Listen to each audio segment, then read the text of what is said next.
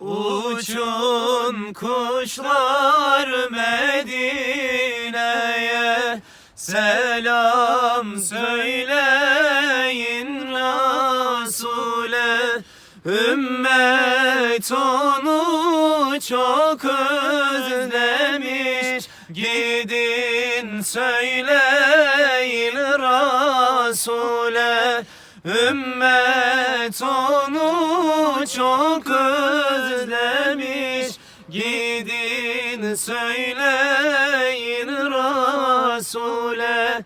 Bedir'de mi, Uhud'da mı, nerede beklesek seni? Safa'da mı, Merve'de mi beklesek ey Nebi seni?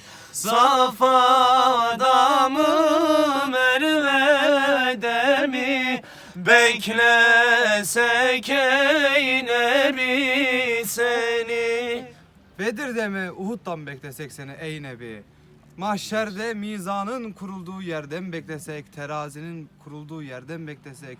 Ümmet seni çok çok özledi ey Nebi. Bedir'de mi, Uhud'da mı, Safa'da mı, Merve'de mi, Mekke'de mi, Medine'de mi? Söyle, istediğin yerde bekleyelim seni ey Nebi. Binlerce yıl geçse bile Resul hala yeryüzünde.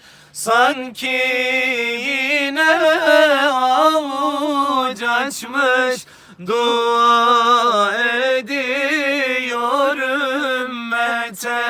Sanki yine avuç açmış, dua ediyor ümmete. Bedir'de mi, Uhud'da mı, nerede beklesek seni? Safa'da mı, Merve'de mi beklesek ey Nebi seni? Safa'da mı, Merve'de mi beklesek ey Nebi seni?